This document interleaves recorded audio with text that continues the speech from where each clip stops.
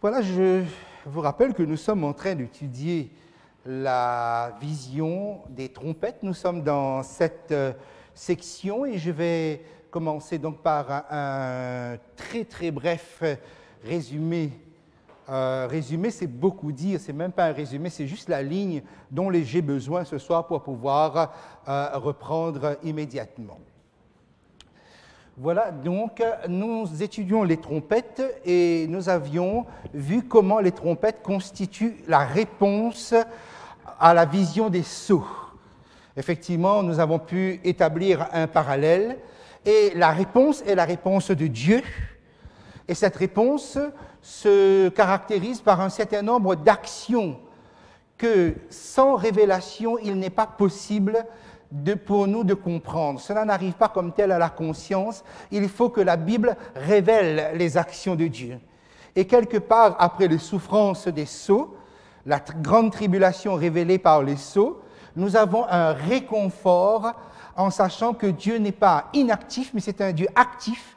C'est un Dieu même très actif dans l'histoire de ce monde et qu'il a un point de repère. Le point de repère, c'est son peuple ici-bas. Et ces actions sont appelés les jugements partiels qui se distinguent des jugements définitifs.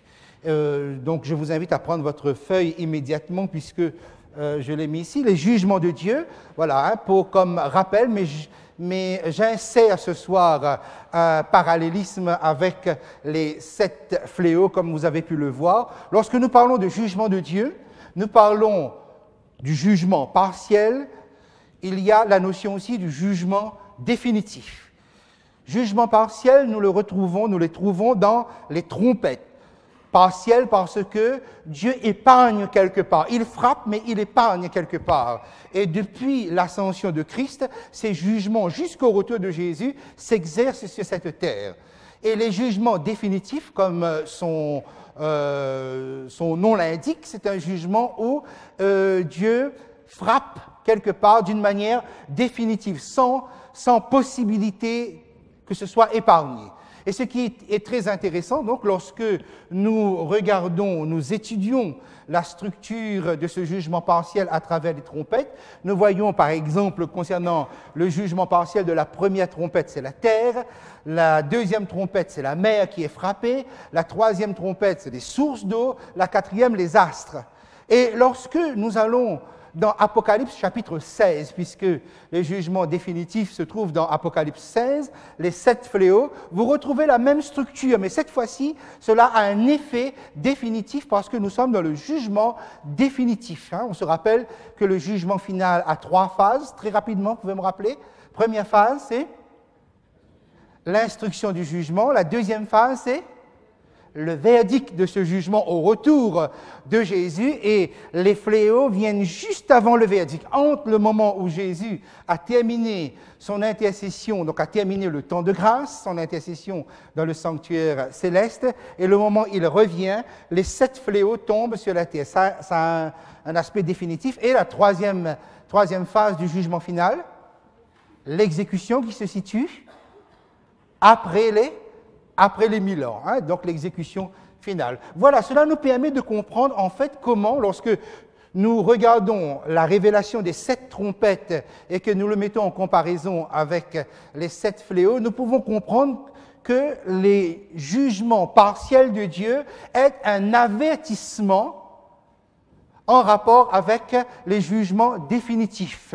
C'est un avertissement, c'est-à-dire une façon de dire « Regardez ce que vous vivez, regardez ce qui vous manque, regardez ce que vous subissez, regardez l'état chaotique, désordonné de ce monde, malgré qu'il y a un semblant d'ordre, mais c'est un état chaotique. Regardez comment se conditionne l'existence humaine. Imaginez ce que cela sera lorsqu'on sera dans le jugement définitif. Vous voyez, ça sert d'avertissement. Les catastrophes qui arrivent en ce moment, c'est pour servir d'avertissement, pour nous préparer, pour nous préserver. Voilà, donc, concernant cette distinction, nous sommes toujours dans le résumé de ce que nous avions vu la dernière fois. OK? Les 7 trompettes constituent des fléaux que nous avons pu ramener en rapport avec l'Égypte, les fléaux d'Égypte, parce que le lien était facile à mettre en place. Mais quel était l'objectif des plaies, des 10 plaies d'Égypte? Ce n'était pas pour détruire l'Égypte, ce n'était pas pour exterminer les Égyptiens, mais pour les forcer à libérer Israël, libérer le peuple de Dieu. Laisse aller mon peuple. Et l'existence des trompettes, les fléaux des trompettes ont le même objectif. C'est qu'il serait impossible pour le peuple de Dieu sur cette terre de pouvoir accomplir l'œuvre de Dieu si quelque part l'étau n'est pas desserré, si quelque part Dieu n'intervient pas directement pour que son peuple puisse pouvoir avoir une liberté de vivre la foi comme Dieu le voudrait, comme Dieu le révèle, et de pouvoir achever la mission qui est confiée. Donc, les trompettes sont des jugements qui s'exercent dans le monde. Dieu n'est pas inactif, Dieu est un Dieu actif. Les trompettes sont placées dans la perspective des prières des saints. Rappelez-vous donc où est-ce que Jésus est placé au début? Jésus est placé à l'autel des parfums. Effectivement, lorsqu'on avait étudié les sceaux, on avait vu comment les enfants de Dieu crient. Dans le 5e sceau, ils crient, ils prient, puisque prier, quelque part dans la Bible, c'est crier. Et ils crient, jusque à quand? Maître saint et véritable, tardes-tu à juger, à tirer vengeance de notre sang? Et ils sont sous l'autel. Quel autel? L'autel des holocaustes. La réponse dans la vision des trompettes se trouve à l'autel des parfums. C'est que quel que soit ce que vous vivez ici-bas, Dieu répond aux prières.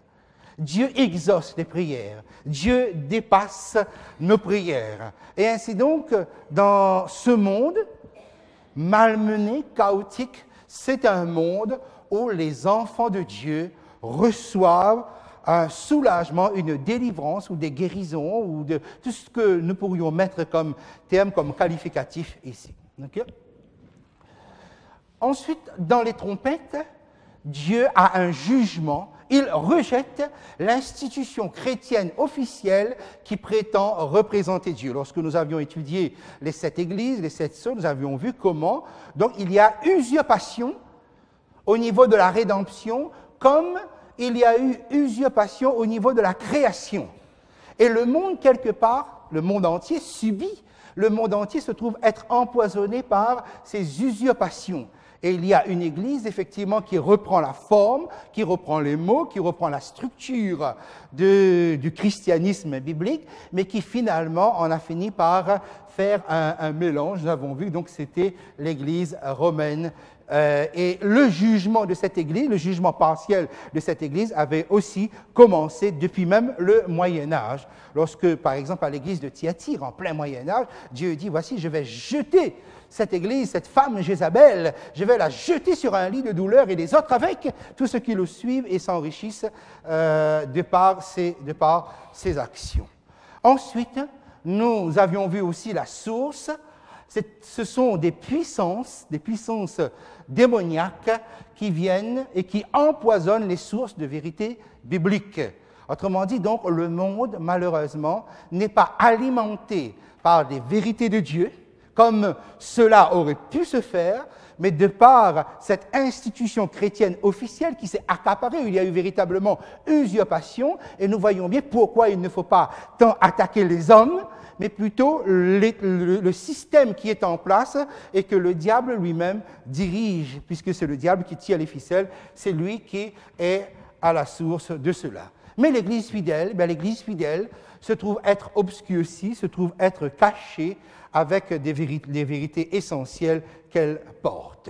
Voilà un petit peu donc pour la liste. Maintenant, cela je n'ai pas mis dans votre résumé, parce que c'était juste pour me permettre d'être relancé pour introduire ce soir. Si nous reprenons les 4 premières trompettes, nous voyons qu'il y a un enchaînement logique.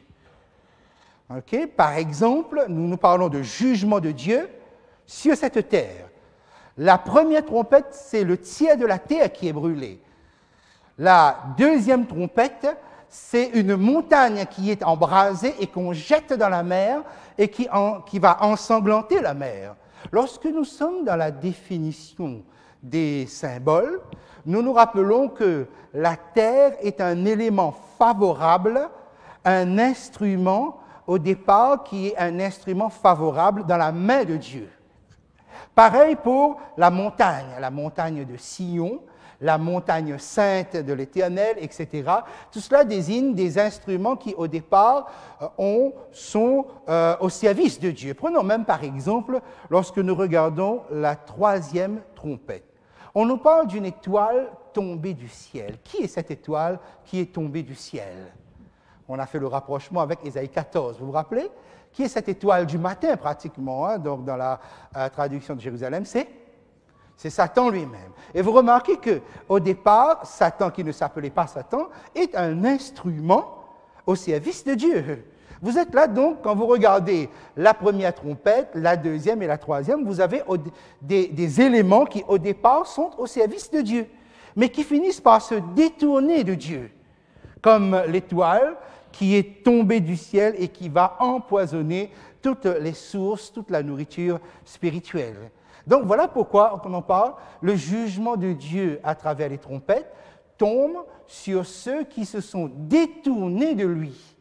Voilà pourquoi nous arrivons aussi à un christianisme qui ne correspond pas à ce que Dieu attend, même si ce christianisme est dominant. Donc la terre brûlée, c'est un tiers qui est brûlé. De cette terre brûlée, il y a eu donc une montagne qui s'est embrasée. Okay? Et qu'est-ce que Dieu fait de cette montagne? Il le jette dans la mer. Mais la mer n'est pas un élément que Dieu utilise. Même au départ, la mer a toujours représenté le monde sans Dieu. La mer a toujours représenté le monde de l'habitation du dragon, des monstres marins. Et donc, il y a ce que Dieu utilisait au départ, que Dieu condamne et que Dieu jette dans le monde et qui ensanglante le monde. Vous retrouvez donc l'histoire du christianisme dans ce monde. Comment une église, avec le message de Jésus-Christ, a fini par devenir une église dictatrice, une église qui persécute, etc. Okay? Et ici, nous avons la source, la puissance qui se cache derrière tout cela, et la quatrième trompette, les effets, okay? La lune, le soleil, la lune et un tiers des étoiles se trouvent être obscurcis. La lune, le soleil, les étoiles, rappelez-moi, ça représente qui quand on le considère dans son ensemble? Le peuple de Dieu, okay? Qui se trouve être obscurci, atteint, qui est obligé donc de se cacher. On rappelle, le soleil, c'est Christ, la lune, c'est la parole de Dieu, et les étoiles dans la main de Jésus, représentent les dirigeants spirituels, religieux, qui sur cette terre sont censés de ramener les cœurs des gens vers le soleil, c'est-à-dire Jésus-Christ. Hein, le soleil, pas le soleil, l'astre lumineux que nous avons dans notre atmosphère, mais le Christ est vers la parole de Dieu.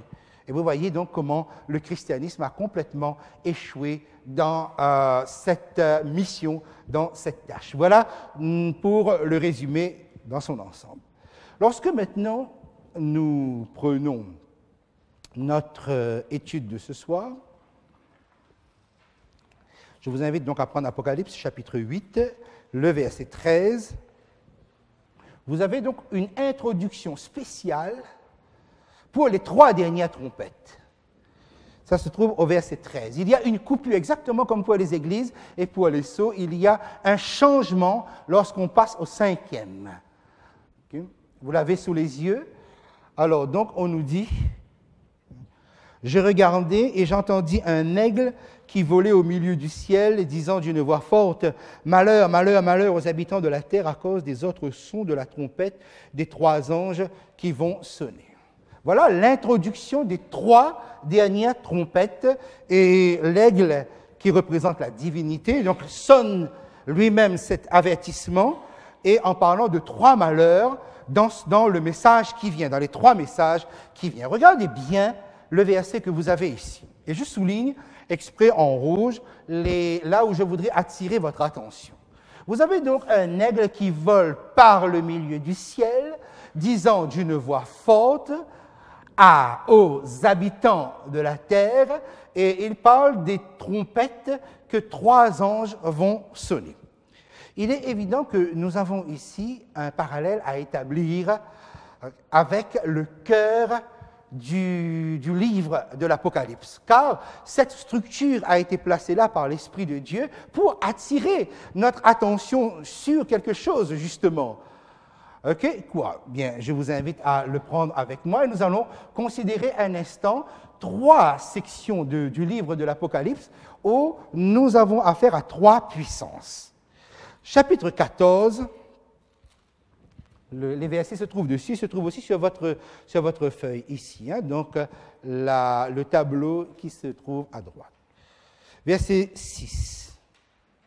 Puis je vis un autre ange qui volait par le milieu du ciel, voilà, vous avez le milieu du ciel, ayant un évangile éternel pour l'annoncer aux habitants de la terre. Vous voyez ça? Donc voler par le milieu du ciel aux habitants de la terre, à toute nation, toute tribu, toute langue et tout peuple.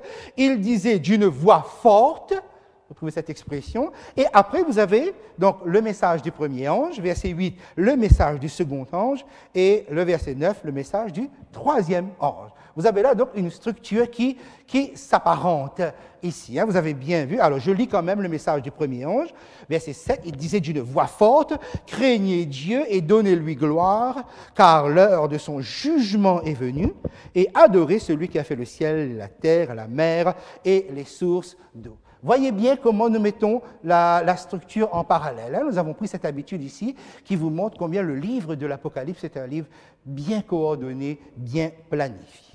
Ensuite, allons-y dans le chapitre 16, la référence que vous avez en haut, le chapitre 16 et à partir du verset 13, nous sommes maintenant à la fin des temps, puisque nous sommes maintenant dans les fléaux. Les 7 fléaux tombent sur un monde qui ne bénéficie plus de la grâce, puisque Christ a cessé son intercession.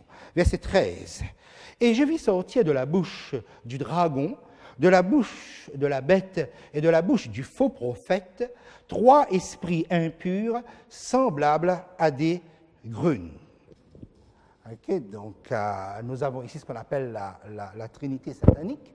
Apocalypse 8, 9, nous avons 3 anges qui sonnent 3 trompettes. Apocalypse 14, verset 6, 13, vous avez 3 anges avec 3 messages. Et puis, à la fin des temps, dans les fléaux, vous avez 3 puissances qui sont unies et qui vont manifester, qui vont utiliser de la magie, quelque part, une puissance démoniaque pour éblouir avec des prodiges. Trinité satanique, pourquoi Trinité? Parce qu'effectivement, il marche par imitation. Effectivement, le dragon dans le rôle du Père, la bête dans le rôle du Fils, celui qui va recevoir un coup mortel, mais qui va ressusciter de sa blessure mortelle, et le faux prophète dans le rôle du Saint-Esprit. Effectivement, Apocalypse chapitre 13 vous montre une démonstration de l'imitation du Saint-Esprit tel que cela, en ce moment, s'exerce dans ce monde. Là, ça nous reviendrons quand nous serons au cœur du livre. Mais là, je l'introduis pour que vous voyez bien une action tripartite, quelque part, avec cette association démoniaque, okay, et qui se trouve à la fin. Regardez bien. Au milieu de notre schéma, sur notre écran, vous avez ce qu'on appelle le message de Dieu, le dernier message de Dieu. Dans ce message, le dernier message de l'humanité, évangile éternel, donc vous allez juste l'inscrire dans le rond qui est ici, évangile éternel, dernier message. Pourquoi évangile éternel? Okay? Pas tant, ce n'est pas un nouvel évangile, mais c'est un évangile qui est mieux compris du fait que nous sommes dans la fin des temps. Rappelez-vous, excusez-moi, nous sommes dans le temps de la fin.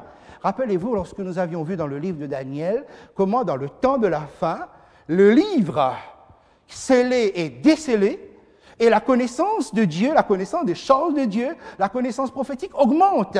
Donc, si vous voulez, aujourd'hui, nous sommes privilégiés parce que nous avons une meilleure connaissance des choses planifiées par Dieu dans le ciel, qu'on appelle la prophétie. Donc, cet évangile éternel, c'est un évangile qui est augmenté par une meilleure compréhension de cet évangile. Et cela se comprend, car remarquez bien, à quel moment on a commencé à intégrer, par exemple, le message de la fête des trompettes, le Yom Kippour. Nous avions vu 7 fêtes. Okay? La 5e La 5e fête, vous vous rappelez, c'était la fête des trompettes. La 6e fête, c'était le jour des expiations. La 7e fête, c'était la fête des tabernacles. Et remarquez bien que l'Évangile, dans une compréhension complète, nécessite la connaissance de ces 7 fêtes. Or, jusqu'à présent, qu'est-ce que nous avons vu? Ben, effectivement, la totalité des églises chrétiennes se sont arrêtées à la Pentecôte. Vous avez des églises qui répètent la Pâque, et vous avez des églises qui répètent la Pentecôte. Et ensuite, ils reviennent, ils tournent en boucle, okay? Ils ne dépassent pas le cycle des 7 fêtes.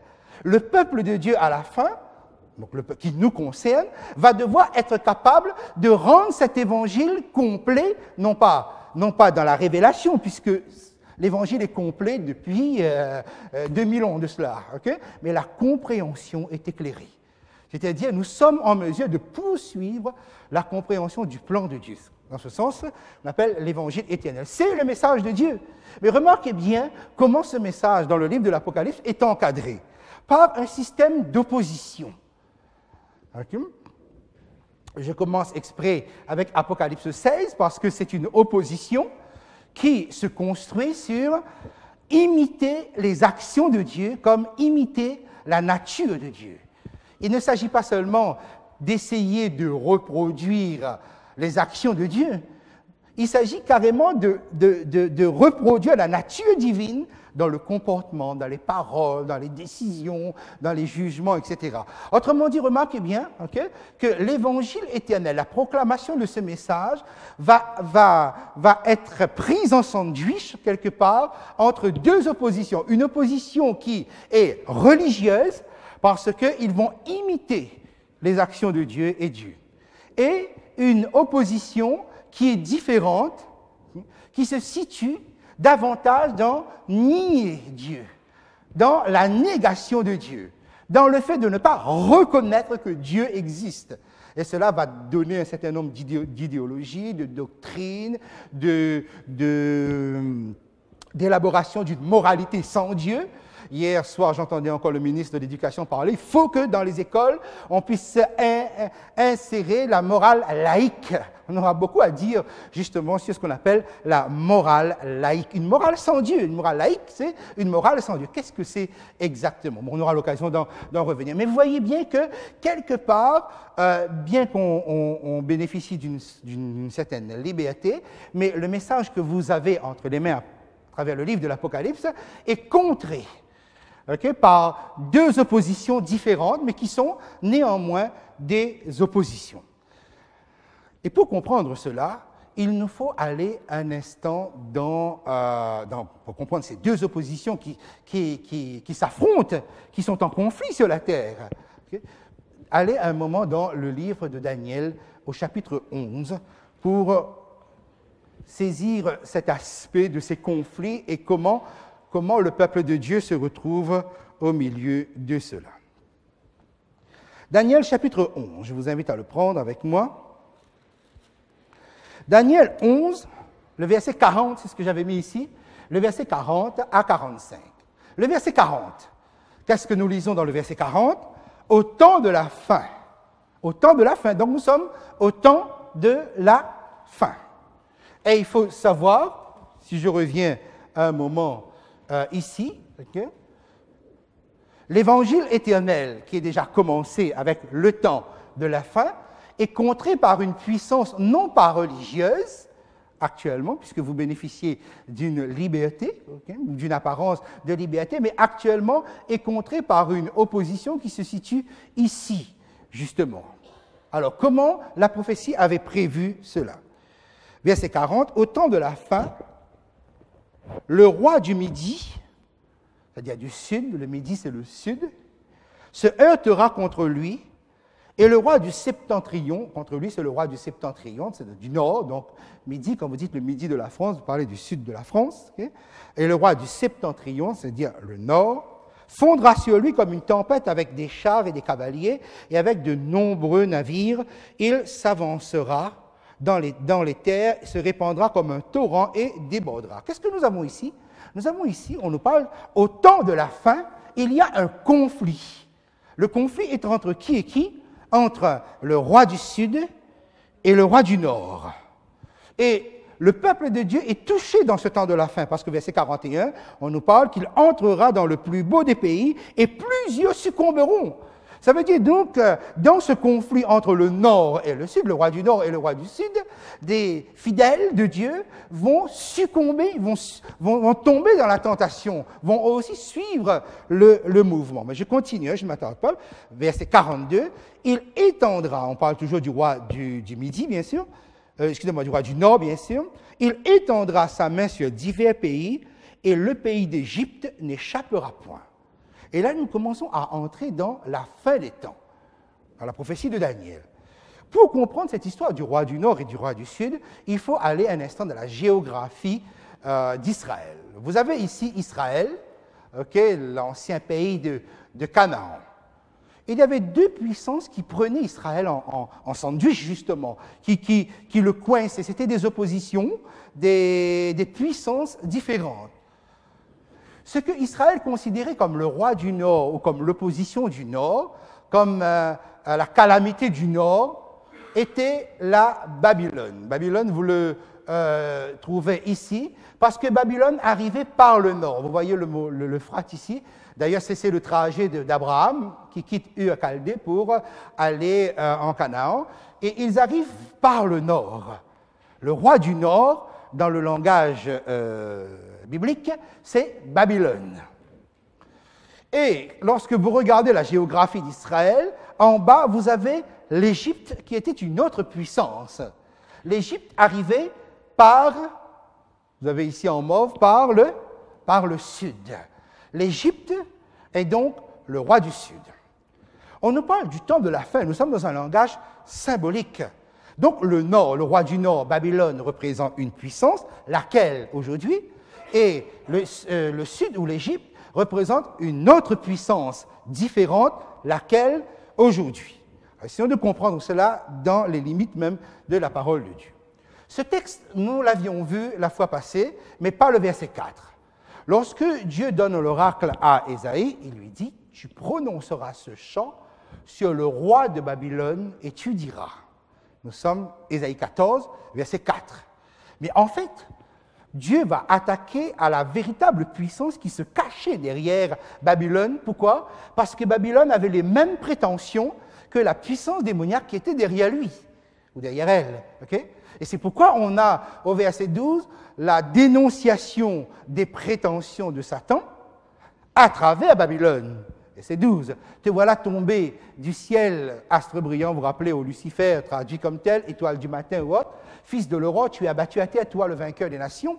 Tu disais en ton cœur, je monterai au ciel, j'élèverai mon trône au-dessus des étoiles de Dieu, je m'assiérai sur la montagne de l'assemblée, à l'extrémité du nord. Je monterai sur le sommet des nues, je serai semblable au Très-Haut. On dénonce pour le ciel les prétentions de Satan, pour la terre les prétentions de Babylone, qui sont les mêmes. Et quelle était donc la prétention de Babylone? C'était d'usurper et de prendre la place de Dieu. Et où est la place de Dieu? La place de Dieu est au nord. Voilà pourquoi le diable dit, je m'assiérai sur la montagne de l'assemblée à l'extrémité du nord. Donc c'est un pouvoir d'usurpation. Le roi du nord est donc un pouvoir ou un système religieux qui prend la place de Dieu, qui parle comme Dieu ou autre. Le livre de Daniel développe cela. Okay? C'est quoi le roi du nord? C'est un pouvoir religieux. Okay? Mais qui est une fausse religion, évidemment, qui prend la place de Dieu. Ce n'est pas une véritable adoration de Dieu, mais qui prend la place de Dieu. Maintenant, regardons le sud. Puisque c'est l'Égypte, Daniel nous a permis d'y faire référence. L'Égypte, par la voix de Pharaon, est la puissance qui a dit « Mais qui est l'Éternel pour que j'obéisse à sa voix? Je ne connais point l'Éternel. » Autrement dit, l'Égypte, ce n'est pas l'imitation de Dieu, ce n'est pas prendre la place de Dieu, mais c'est nier Dieu. C'est le pouvoir ou la puissance qui est dans la négation de Dieu. Je ne connais pas l'Éternel. Qui est-il pour que j'obéisse à sa voix? Cela nous mène donc, et là vous écrivez sur votre papier, okay, le roi du Nord représente donc l'usurpation de la place de Dieu. Le roi du Nord est donc un pouvoir religieux. Appliquez ça au temps de la fin, et vous verrez que nous aurons à plancher là-dessus, hein, au fur et à mesure, lorsque nous nous rapprochons du cœur du livre. Le roi du Sud, c'est la négation de Dieu. Le roi du Sud incarne ou symbolise donc un pouvoir athée. Et remarquez bien, hein, parce que nous regardons de près ce que la parole de Dieu nous dit, okay, eh bien, ils se battent entre eux. Les deux oppositions, les deux puissances viennent de l'ennemi. Attention, je répète bien, les deux puissances viennent de l'ennemi. Mais l'une est religieuse, l'autre est athée. Et ils se battent, ils se déchirent. Et tantôt l'un est vainqueur, tantôt c'est l'autre. Hein. Vous avez écrit ici, cela donc m'amène à ce schéma que vous pouvez écrire. Lorsque voilà, nous sommes au temps de la fin. Je suis au verset 43 de votre texte. Verset 42 a mentionné le pays d'Égypte. Verset 43. Il, c'est-à-dire le roi du Nord, se rendra maître des trésors d'or et d'argent et de toutes les choses précieuses de l'Égypte. L'Égypte, roi du Sud, symbolise le pouvoir religieux ou athée? Athée, ok? Donc ça veut dire qu'à la fin des temps, il y aura une victoire de Babylone, de la Babylone symbolique ou mystique, sur les mouvements athées qui dominent en ce moment dans ce monde. Précieuse de l'Égypte, et là vous avez la Libye et l'Éthiopie seront à sa suite, c'est-à-dire donc les pays ici donc symboliques, hein, mais qui sont les voisins de l'Égypte, vont eux aussi entrer dans cette alliance, être entraînés finalement, ils seront à sa suite, c'est-à-dire ils vont faire l'Égypte, la Libye, l'Éthiopie, je rappelle, c'est un langage symbolique, c'est pour dire que toutes les puissances autour des pouvoirs athées vont faire alliance à la fin des temps, puisque c'est Babylone, c'est-à-dire le pouvoir religieux apostate, qui va dominer, qui va vaincre, c'est Babylone, donc la puissance vaincue va faire alliance et va suivre le pouvoir religieux. Donc vous avez un schéma, vous avez déjà ce qui va se passer à la fin des temps.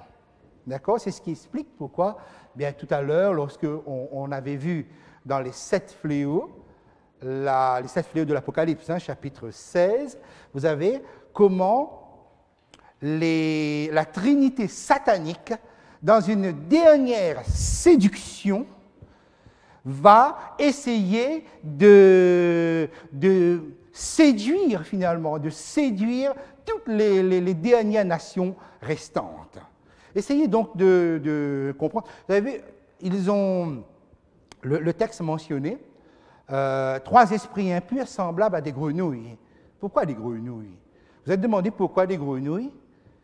Parce que les grenouilles font référence aux plaies d'Égypte. Vous savez, les grenouilles, si vous regardez bien les 10 plaies d'Égypte, les grenouilles constituent la deuxième plaie d'Égypte. La première plaie étant la mer, l'eau changée en sang. Est-ce que les magiciens avaient réussi à faire le même prodige, oui ou non? Lorsque nous arrivons aux grenouilles, okay, est-ce que les magiciens ont réussi à imiter le même prodige, oui ou non? Ils ont réussi. Ils ont réussi. La troisième plaie, ce sont les poux. Et là, ils vont essayer. Est-ce qu'ils ont réussi? Ils ont échoué. Et quand ils ont échoué, ils ont dit c'est le doigt de Dieu. Mais cela ne veut pas dire qu'ils vont obéir à ce Dieu, qu'ils vont plier devant ce Dieu. Et on peut reconnaître la puissance unique de Dieu, mais ne pas se plier. Et pourquoi les grenouilles? Parce que les grenouilles constituent la dernière capacité d'imitation de ceux qui utilisent la magie ou le pouvoir d'enchantement dans le monde. Autrement dit, donc, la grenouille est utilisée ici pour décrire la dernière imitation des choses de Dieu, mais la dernière qu'ils pourront faire, parce que le diable ne peut pas tout faire, comme les magiciens ne peuvent pas tout faire. Okay? Vous le savez, mais les gens ne le savent pas. Donc, voilà pourquoi il y aura des mystifications sataniques que des gens vont prendre pour des œuvres de Dieu. Pourquoi? Mais ceux qui auront étudié, ceux qui se sont familiarisés avec le livre de l'Apocalypse, vous n'allez pas être trompés. Parce que c'est impossible qu'on vous trompe justement dans ce sens-là. Vous voyez donc le redoutable pouvoir d'oppression d'aspect religieux que nous aurons à la fin. Donc, qui sera remporté par la puissance religieuse que nous avons évoquée jusqu'à présent. Voilà, donc ça va, ces choses-là sont claires. Alors, nous allons retourner dans le livre de l'Apocalypse, au chapitre 9. Donc, nous arrivons au chapitre 9. Et ayez à l'arrière-plan de votre esprit ce conflit roi du Nord contre le roi du Sud. Et que dans le temps de la fin, le roi du Sud domine. Donc vous avez maintenant dans votre esprit ce que c'est que le roi du Sud. Qu'est-ce qui domine en ce moment et qu'est-ce qui peut constituer pour l'enfant de Dieu une véritable tentation ou une véritable pression dans sa foi spirituelle, dans sa spiritualité. Donc, nous arrivons ici à quelque chose d'assez particulier, puisque nous disons, écoutez bien, c'est quand même assez extraordinaire ce que nous avons mentionné, c'est que les trompettes sont des actions de Dieu. Or, nous parlons du roi du Sud comme négation de Dieu. Et cela devrait nous mener, parce que c'est pratiquement contradictoire. C'est paradoxal. Est-ce que Dieu utiliserait les puissances athées dans ce monde comme un instrument pour lui, pour parvenir à ses fins? Alors, rappelez-vous bien, c'est-à-dire que lorsque Babylone était en guerre avec l'Égypte, Israël était en paix, était libre, était tranquille. Mais lorsque ces nations n'étaient pas en guerre, ils se retournaient contre Israël. Donc, posez-vous la question ici, pourquoi vous êtes libre? Et la dernière fois, nous avons mis ça comme un miracle, le fait que vous soyez là avec la parole de Dieu, vous soyez là à accepter un sauveur comme Jésus-Christ, vous avez cette liberté de faire ce que vous voulez, ok? Mais savez-vous, pensez-vous un seul instant que ce privilège ne vous vient pas d'un pouvoir religieux?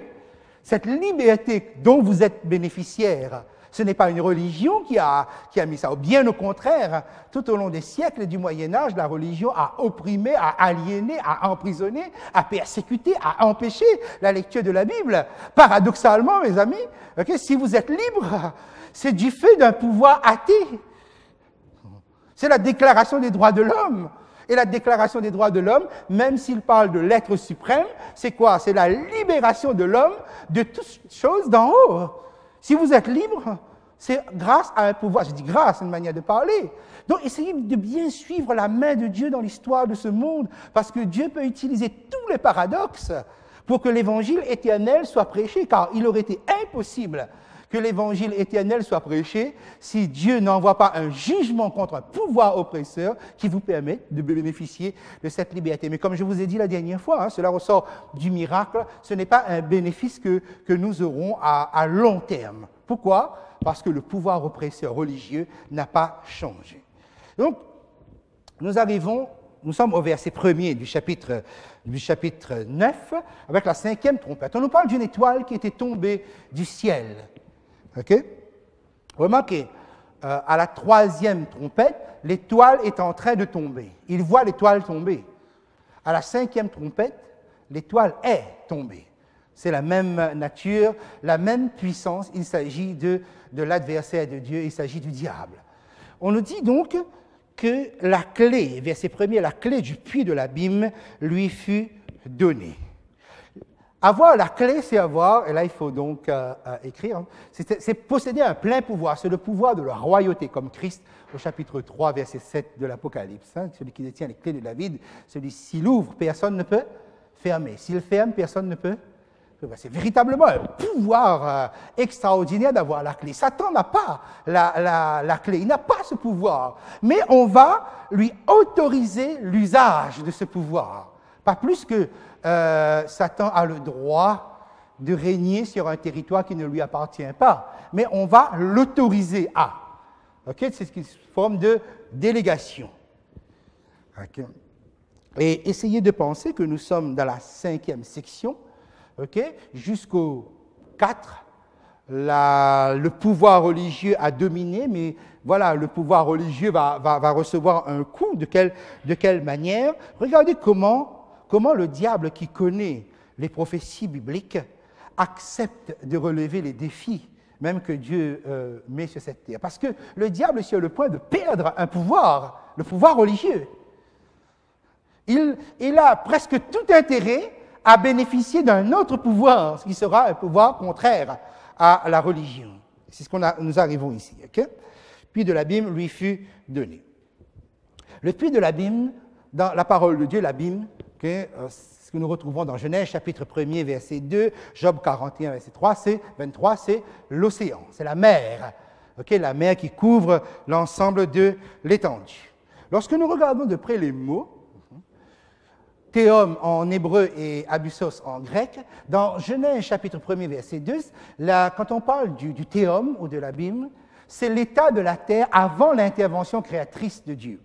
Parce que jusque-là, donc, on parle des eaux, des ténèbres, du vide, etc. Dans Genèse 2,5, nous avons l'illustration par les mots de cette histoire de théum. C'est quoi? Voilà. Par exemple, la terre n'était pas encore. Aucun arbre ne germait encore. L'Éternel Dieu n'avait pas fait encore. Il n'y avait pas d'homme. Voilà, c'est ça le théum. C'est-à-dire que Dieu n'y est pas. Le théum, c'est l'absence de Dieu. Il n'y a pas d'intervention, il n'y a pas la création de Dieu. L'abîme, c'est donc aucune action de Dieu. Là, vous devez donc noter ça. Le théum ou l'abyssos, c'est l'endroit où Dieu n'y est pas, l'endroit de la négation de Dieu. Vous faites le lien avec ce que nous avons dit tout à l'heure dans le conflit entre le roi du Nord et le roi du Sud. C'est l'endroit de la négation de Dieu. Lorsque nous allons un moment au verset 11, qui est le dernier verset de la 5e trompette, on nous dit « Elles avaient sur elles », c'est-à-dire les sauterelles qui vont intervenir, « elles avaient sur elles comme roi l'ange de l'abîme, nommé en hébreu Abaddon et en grec Apollyon. » On nous donne ces expressions exprès dans les deux langues pour bien intensifier. Que veut dire Abaddon? Abaddon veut dire anéantissement, perdition. Apollyon signifie la même chose, la destruction ou la perdition. Nous avons bien ici une intensification de ce mot abîme, de ce mot théum, de ce mot abyssos, pour bien décrire que nous allons avoir affaire à un système où il n'y a rien, où Dieu n'y est pas, où on nie même officiellement, où on va arriver à la négation de Dieu. Vous avez eu le temps d'écrire? OK. Conséquence immédiate, si vous n'avez pas eu le temps d'écrire, je le remets, voilà. OK. Conséquence immédiate, okay, le soleil et l'air furent obscurcis par la fumée du puits, ce que vous avez au verset 2. Le soleil, c'est la lumière donnée par Dieu pour éclairer, et l'air, donc, c'est la capacité de se réoxygéner pour pouvoir vivre. Autrement dit, c'est comme si on étouffe. Pas de possibilité de s'orienter, mais pas de possibilité non plus de s'oxygéner. Okay? On en arrive à là pour marquer la puissance de ce pouvoir. De la fumée, verset 3, vous pouvez suivre dans la Bible en même temps, de la fumée sortirent des sauterelles qui se répandirent sur la terre. Qu'est-ce que les sauterelles représentent comme symbole? Dans la parole de Dieu, les sauterelles représentent un jugement de Dieu quand Dieu se lève pour défendre son peuple. Bien des fois, symboliquement, Dieu a envoyé des sauterelles pour vous défendre. Quelle nature ces sauterelles? Bon, là, ça dépend de l'expérience des uns et des autres. Mais bien souvent, Dieu se lève pour défendre son enfant. Okay? Et ce qui est utilisé comme symbole, à l'époque, contre l'Égypte, vous avez dans Exode 10, contre Babylone, dans Jérémie 51, 14. Il s'agit ici donc d'une action de Dieu qui va pratiquement nuire à ceux qui font obstacle aux enfants de Dieu dans leur mission. Okay? Regardons la caractéristique des sauterelles qui sont ici. Vous pouvez lire à partir du verset 7 jusqu'au verset 10, vous allez retrouver ceci. Ce sont des sauterelles. OK? Ces sauterelles sont comme ou ressemblent à des chevaux préparés pour les combats. Ces sauterelles ont un visage humain. Ces sauterelles ont des cheveux comme des cheveux de femme, bien sûr, nous disons toujours comme, ok, des dents comme des dents de lion et une queue, ok, comme la queue des scorpions. Ça va? Okay? Avez-vous déjà vu une sauterelle qui ressemble à cela? Okay. Ce n'est pas possible. Et remarquez bien, vous avez ici un mélange d'espèces. Et un mélange d'espèces dans ce genre, c'est une puissance qui est contraire à ce que Dieu a créé. Car Dieu a créé par séparation. On sépare la terre, on sépare les ténèbres de la lumière, le sec des eaux, pour donner cela. Okay? Et chaque animal est créé selon son espèce, etc. Chacun selon son espèce. Ici, vous avez donc un animal avec un caractère hybride, okay, qui est contre nature, qui est contre la création, qui est le contraire de ce que Dieu a créé. Quelque chose qui n'est pas de la création de Dieu. C'est ça que vous avez ici. Et cela, maintenant, nous emmène et nous va nous ramener, attention, si vous avez déjà noté, okay, le schéma qui était là tout à l'heure. Vous avez noté? Le schéma que nous avions vu tout à l'heure, vous vous rappelez? Okay? Ces trois sections essentielles pour comprendre comment l'évangile éternel est contré par des oppositions contraires. Ces oppositions sont... Il y a un qui est religieux, l'autre qui est athée. Okay? Mais les deux viennent de l'adversaire, mais un, ici, est suscité, autorisé par Dieu. Okay? Puisqu'il s'agit d'une action de Dieu pour freiner. C'est une catastrophe pour freiner un obstacle ici-bas. Alors, ce qui m'intéresse ici, c'est cette section-là. Okay? Je vous ramène à ça. Je vais éliminer ça pour plus tard. D'accord? Voilà. Okay? Vous trouvez Apocalypse 8, 9 et Apocalypse 14, 6, 13, les trois là. C'est ça qui m'intéresse. Il y a un élément, j'allais dire comme un fait de point commun, quelque chose qui les réunit au centre. Lequel? C'est l'idée justement de la création. Vous vous rappelez lorsqu'on a lu ici ce qu'on avait lu? Et là, donc, ce que nous sommes en train de dire. Regardez bien, le dernier message de l'Évangile, qui est prêché dans une compréhension complète et parfaite grâce à l'action de Dieu, okay, est en phase avec la création. Vous vous rappelez ce qui est dit? Okay? Craignez Dieu et donnez-lui gloire, car son jugement est venu. Et adorez qui? Celui qui a fait les cieux, la terre, la mer et les sources d'eau. Vous remarquez que l'évangile qui doit être prêché à la fin doit être totalement en phase avec la création.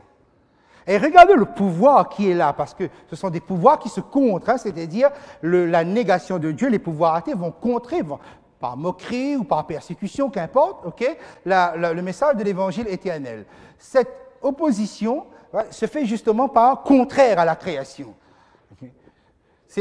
C'est dans la nature même, si vous voulez, okay, le système qui est là est un système anti-nature de Dieu, contraire à la création, qui n'est pas de la création. Ils vont s'opposer dans ce sens. Okay? Juste pour vous jeter quelque chose comme ça, pensez par exemple au darwinisme, pensez par exemple à l'évolutionnisme. Et vous verrez comment un pouvoir athée dans la science va abreuver le monde entier d'une philosophie qu'aujourd'hui on appelle scientifique, mais qui est plus une philosophie, qui est plus une idéologie, voire même qui est plus une religion. Okay? Et remarquez comment cela se situe dans l'échelle de la négation de Dieu. Voyez comment... Okay? Donc, si nous commençons si nous percevons ces contraires-là, okay, essayons un seul instant de représenter ce monstre quelque part, ces sauterelles, il est pratiquement impossible de pouvoir le faire. Mais c'est symbolique. Faites bien attention, c'est symbolique, les descriptions qui se trouvent ici. Parce que depuis le début, nous avons tracé. C'est-à-dire, le cheval, okay, comme nous l'avons étudié, représente quoi? Un instrument de conquête, un instrument de guerre. Rapidité, puissance, comme on a vu les 4 chevaux, par exemple, de l'Apocalypse, où Christ démarre lui-même sur un cheval et il revient sur un cheval, Apocalypse 19. Vous avez vu comment l'ennemi s'est accaparé, usurpé cette puissance. Okay? La couronne d'or, c'est le mot stéphanoi qui est ici. Okay? Et parce qu'il porte une couronne d'or, comme vous le verrez au verset 7. Okay? Il porte des couronnes d'or. C'est-à-dire, donc, c'est une puissance victorieuse qui est appelée à remporter la victoire dans la période qui lui est donnée.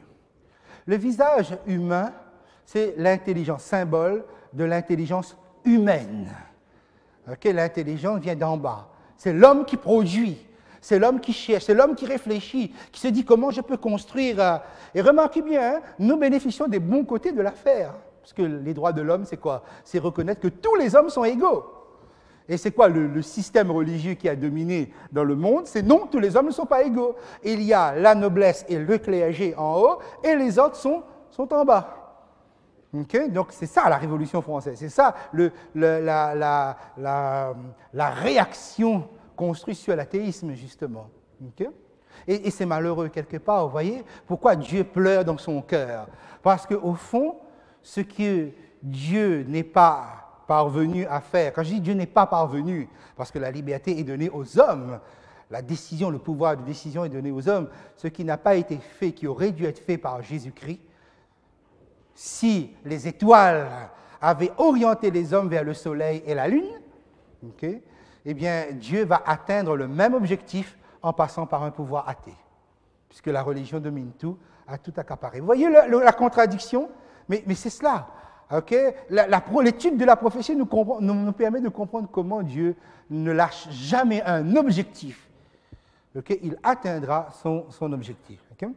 Donc, les cheveux de femme, la capacité de séduction, parce que ce sont des théories qui séduisent et qui peuvent séduire très facilement. Et quelquefois, on est séduit à imiter des comportements qui n'ont rien à voir avec la moralité de la Bible, okay, mais parce que tout le monde le fait et parce qu'on ne voit pas le mal. Aujourd'hui, notre conscience est complètement aseptisée. Okay, vous prenez quelqu'un, vous dites ça c'est mal, vous dites oui, mais ma conscience ne me dit pas que ça c'est mal. Donc, sa définition du mal, c'est une définition qui rejoint justement ce que le monde dit. Parce que le monde a une définition du mal. Mais l'enfant de Dieu doit avoir d'autres paramètres pour justement pouvoir comprendre ce qu'est le bien et ce qu'est le mal. Vous voyez, donc quelque part, quand on dit que ces choses nous influencent, peuvent influencer, nous toucher et nous gagner, okay? Donc quelque part, comment nous sommes appelés à une extrême vigilance dans ces choses. Mais poursuivons. Okay? Dans de Lyon, l'acquisition de la capacité de pouvoir acquérir des territoires par la férocité, pas de problème. Donc, vous avez vu comment donc, les puissances athées très vite, hein, après 1917, comment ils ont réussi, entre les deux guerres pratiquement, ils ont réussi à faire l'acquisition de tous ces pays de l'Europe de l'Est qui ont épousé des régimes athées par la force, par l'agression et la férocité. Les cuirasses de fer, l'invincibilité, puisque le fer dans la Bible représente la force, fort comme du fer, okay? Daniel 2. Okay? Et la queue de scorpion, c'est l'enseignement du mensonge. Okay? J'ai mis les textes ici, Ésaïe 9, 14. Donc, le prophète qui enseigne le mensonge, c'est la queue. Vous trouvez ça dans Ésaïe. Okay? La queue est donc le mensonge. Par quel moyen? Et on peut comprendre, et on voit déjà hein, toute la source qui est derrière tout ça, okay? C'est le diable, donc forcément, l'arme du diable, c'est le mensonge. On retrouve cela dans Apocalypse chapitre 12, lorsque nous voyons par quel moyen le diable a réussi à entraîner le tiers des anges. Là aussi, nous voyons des tiers, hein, comme quoi le tiers est un chiffre qu'il faut comprendre avec tout son côté symbolique aussi. Mais en tout cas, c'est un très grand nombre. Ça va? Et maintenant, donc, ce fléau va se poursuivre, va s'étendre sur cette terre, et cependant, puisque c'est un jugement de Dieu, Dieu va mettre le haut là, c'est-à-dire le haut là, c'est des contrôles, quelque part. Hein. Nous voyons donc, je regarde où vous êtes, si vous en êtes bien ensemble, voilà, vous êtes tout à fait en bas de la première page, le contrôle de Dieu, chapitre 4, 5. Dieu va mettre des limites, et il va mettre 3 limites, verset 4, pardon. Il leur fut dit de ne point faire de mal à l'herbe de la terre, ni à aucune verdure, ni à aucun arbre, okay? Mais seulement aux hommes qui n'avaient pas le sceau de Dieu sur leur front. Nous sommes dans la période du 16e, 17e, 18e siècle, et on parle d'un sceau de Dieu sur le front des fidèles. Okay? Alors, tout d'abord, herbe, verdure, arbre représentent, nous avons déjà vu ça quelque part lorsque nous avions étudié, commencé à aborder 144 000, oui, le peuple de Dieu, okay? Dans sa fragilité, donc j'ai mis les textes ici, donc vous avez aussi les textes que j'ai mis là-bas, dans sa fragilité, mais aussi dans sa puissance. Fragilité, herbe, fragilité, verdure, mais puissance, arbre, à cause des racines qu'il y a. Okay? Le peuple de Dieu, c'est à la fois fragile et à la fois puissant. Okay? Deuxième contrôle de Dieu qui met une limite, c'est la situation des victimes. Car, le verset 5, « Il leur fut donné non de les tuer, mais de les tourmenter pendant 5 mois. Et le tourment qu'elle causait était comme le tourment que cause le scorpion quand il pique un homme. En ces jours-là, les hommes chercheront la mort, ils ne la trouveront pas, ils désireront mourir et la mort fuira l'un d'eux. » Donc, il s'agit ici non pas de tuer, mais de tourmenter. Hein. Cette piqûre du scorpion avait le pouvoir de tourmenter. La piqûre du scorpion, ça veut dire c'est l'enseignement du mensonge, de l'athéisme. Regardez dans quel état dépressif se trouve le monde. Parce que le monde pille les biens de Dieu. Il faudra donc inventer un concept de développement durable pour essayer, pense-t-il, de rattraper les choses. C'est piller la nature que Dieu a créée. L'échec économique, la crise économique, c'est quoi? C'est parce que les hommes ont pillé les richesses de Dieu par une mauvaise répartition. Mais tout ça, c'est construit sur quoi? Parce que celui qui s'enrichit davantage, et qu'importe si celui qui n'a pas a de moins en moins, ça, c'est la négation de Dieu, même si celui-là, il va dans les églises, même si celui-là, il affiche une religiosité comme on en voit aux États-Unis. Il faut bien comprendre que le comportement des gens sont des comportements qui renient, qui nient Dieu, qui expriment la négation de Dieu. Pour Dieu, ce sont des athées, même s'ils ont une forme religieuse. C'est une humanité qui est en dépression, qui se trouve être tourmentée. Et plus tard, j'aimerais revenir sur cet aspect de la dépression, peut-être plus personnel. Okay? Quand je dis l'humanité en dépression, parce qu'effectivement, nous avons un taux de dépression dans le monde qui augmente et l'OMS pense que d'ici 2020, après les maladies cardiovasculaires, certainement, ce sera la dépression qui sera la deuxième cause, la deuxième maladie qui est répertoriée. Pour vous dire que c'est un monde qui va même individuellement, de plus en plus aussi à appeler à connaître. D'où vient cela? Qu'est-ce que c'est précisément ce... Mais le monde, l'humanité est en dépression. C'est une humanité dépressive, c'est une humanité qui ne croit plus en rien. C'est une humanité qui est au comble du désespoir, hein, malgré tous les efforts et tous les essais possibles, okay, a envie de mourir. Mais qui parmi nous, un jour, ça n'a pas peut-être traversé notre esprit, okay? Mais la mort ne vient pas, on vit. On est tourmenté, mais on n'est pas tué.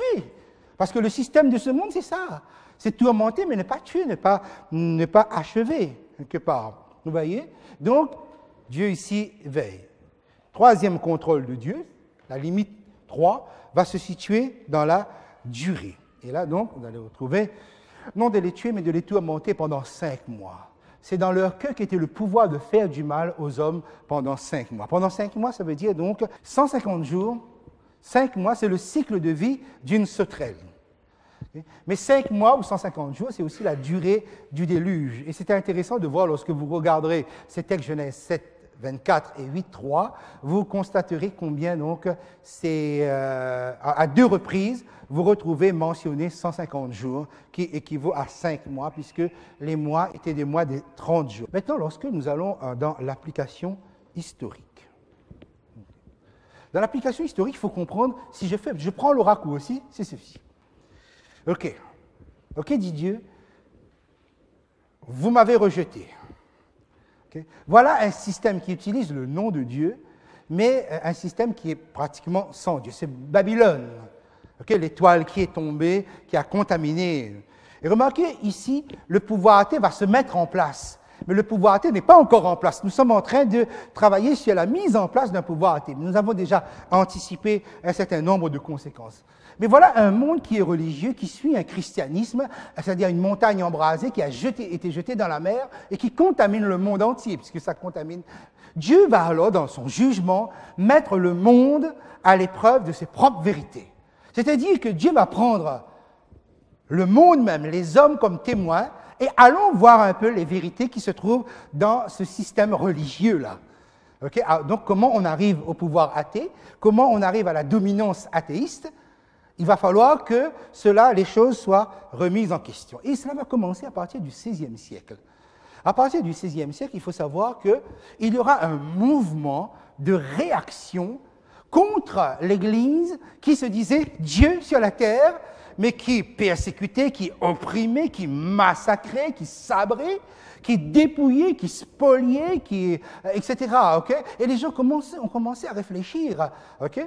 Et alors, ils ne savaient pas comment il fallait attaquer, par quel moyen. Comment ça, Dieu sur la terre? Vous savez, au fur et à mesure que l'humanité avance, l'intelligence avance aussi. Et là, à partir du XVIe siècle, on va avoir un certain nombre d'hommes qui vont être des hommes reconnus. Et ne pensez pas forcément qu'eux, ils sont motivés par Dieu, c'est même bien l'inverse. Galilée, ce que nous savons de l'histoire de Galilée, pratiquement un faux procès. En réalité, c'est un procès arrangé. Okay? Mais derrière Galilée, c'est une négation de Dieu. Il faut le comprendre ici. Okay? Ce sont des hommes qui regardaient les dates que j'ai mises et comment Dieu prend le temps de préparer son jugement avant que cela ne se concrétise sur la terre. Ce sont des hommes qui vont dire, mais attendez, il y a un problème. L'Église catholique prêche que la terre est au centre de l'univers et que le soleil tourne autour de la terre, mais ce n'est pas ce que nous observons. Et par exemple, là, nous sommes dans un point scientifique, un point de l'observation ou un point de la physique. Que ce soit sur la physique, que ce soit sur la philosophie ou que ce soit dans le domaine des mathématiques, puisque cette Église s'est accaparée de toutes ces sciences et de tout ce savoir, eh bien tout cela va être passé au peigne fin par des hommes qui étaient des scientifiques. Et ils vont dire, mais tout cela est faux, que ça ne tient pas. Et là, on commence, je prends un raccourci, parce que l'histoire est très intéressante. On va commencer par remettre en question tous les piliers fondamentaux du christianisme. Pour eux, c'est le christianisme. Okay? Mais en réalité, ce qu'eux, ils appellent le christianisme, c'est le catholicisme romain. Parce que pour eux, le christianisme, c'est ça. Et qu'est-ce qu'ils vont commencer à faire? Ils vont commencer à abattre sur ces piliers, sur ces bases, toutes les croyances de l'Église chrétienne, de l'Église romaine. Et point par point, malgré donc les bûchers, malgré l'Inquisition, malgré les procès, eh bien, quelque chose est commencé. Et ce quelque chose-là va arriver jusqu'en France. Ce quelque chose-là, vous aurez un Jean-Jacques Rousseau, et c'est lui qui est à l'origine pratiquement la majeure partie de la Déclaration des droits de l'homme par son travail, par ses réflexions. Et qu'est-ce que cela va donner? Nous arrivons presque 2 siècles après, c'est que le mouvement est lancé. Le 2 siècles après, nous arrivons, 1789, à la Révolution française. Et qu'est-ce que le peuple? Et c'est ça, en fait, la Révolution française. C'est le peuple qui va appliquer les idées qui se trouvaient ici. Et particulièrement les idées de Descartes, les idées de Jean-Jacques Rousseau. Et c'est ça qu'ils vont lire. Et qu'est-ce que la France va faire? Ils vont regarder, OK, qu'est-ce qu'on reconnaît véritablement l'existence? La noblesse, donc la monarchie, le clergé, donc l'Église. Qu'est-ce que la Révolution française va faire?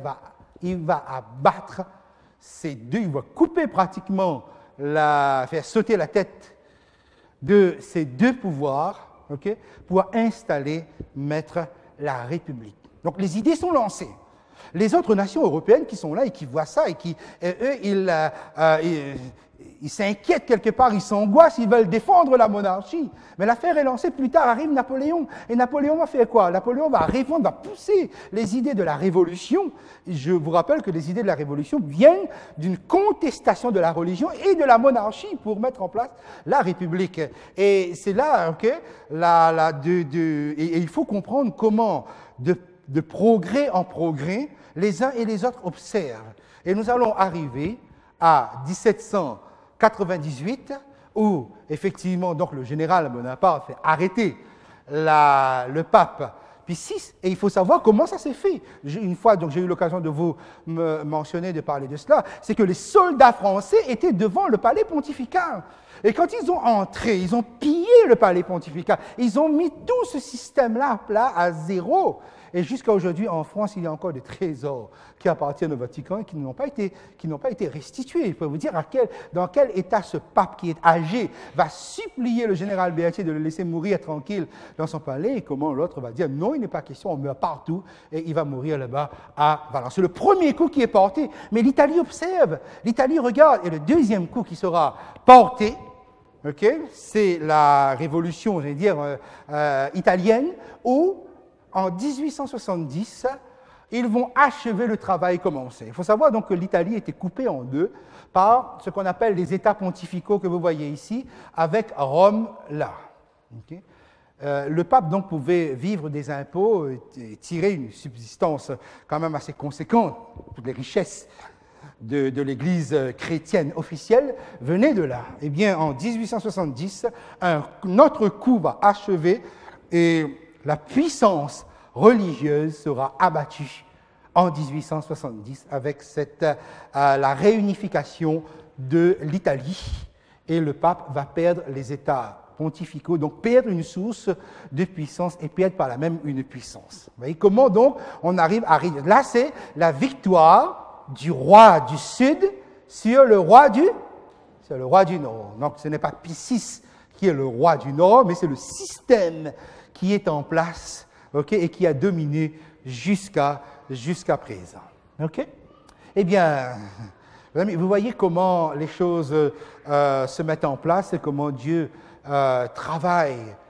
Et toute notre question, notre cheminement, ce sera aussi maintenant de comprendre comment nous sommes arrivés à là où nous sommes, effectivement. La 6e trompette va amplifier ce mouvement-là. Et c'est là-dedans, dans un monde athée, que Dieu aura une possibilité de pouvoir élever, c'est-à-dire susciter un peuple qui puisse prêcher, comprendre le message de l'Évangile éternel et le prêcher ensuite. Puissance extraordinaire, mes amis, ce Dieu qui veille sur nous, ce Dieu qui agit dans l'histoire, c'est un Dieu qui peut utiliser les paradoxes, qui peut utiliser les contradictions, mais Dieu arrivera à ses fins. Et je ne sais pas combien de contradictions, combien de paradoxes Dieu utilise, mais Dieu a un objectif sur vous. Et je ne sais pas qu'est-ce que Dieu peut utiliser pour qu'un jour vous soyez dans son royaume. Mais ce Dieu-là est capable, parce qu'il vous aime. Parce que c'est bien là tout le sens de son action. Eh bien, nous verrons la suite la semaine prochaine, si vous voulez bien, donc lundi prochain. Donc, pour essayer de comprendre maintenant comment toutes les portes vont s'ouvrir pour donner le monde que nous avons en ce moment. Et nous nous approchons de plus en plus de la géopolitique. Nous allons entrer dans la géopolitique. Nous allons comprendre, il faut comprendre qu'est-ce qui se passe dans le monde arabe. Eh bien, sachez que ce que nous sommes en train de mettre en place, ce sont les bases pour comprendre les révolutions arabes. Ça part de là. Il faut savoir que la politique des États-Unis au Proche et au Moyen-Orient vient de là.